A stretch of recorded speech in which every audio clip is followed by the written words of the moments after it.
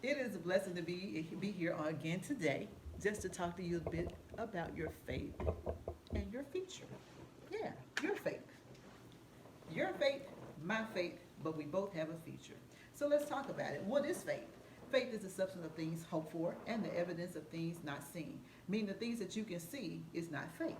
Faith is something that you cannot see, but yet you believe God in it to be. So test your faith and see where your faith resides. You only have to have a little grain of faith. What they say, just a little grain size of a mustard seed, that's all you need. And guess what? I'm telling you today that you have faith. Guess what? Let's work your faith into your future, because your future is where you're going and that's your destination.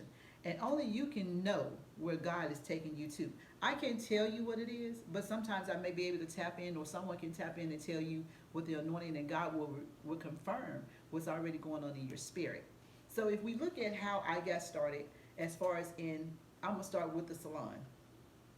The salon is something that was done 23 years ago or more.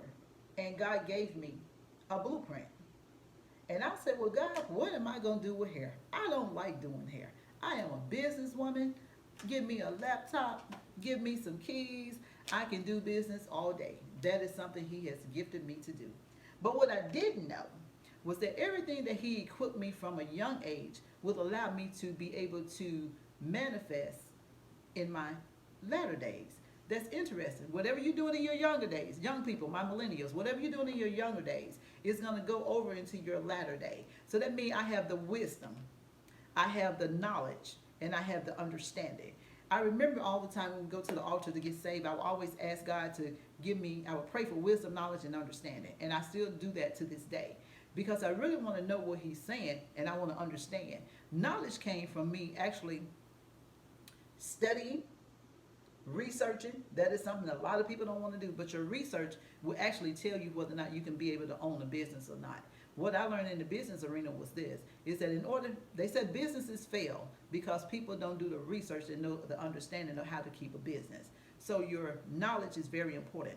Everything that you're doing now is great, but guess what? It's going to be a greater day yet to come. So I'm looking at the things that from the salon. God showed it. He revealed it. I have the blueprint. I know what's going to be in it. It was a nail shop. I can tell you the name of it.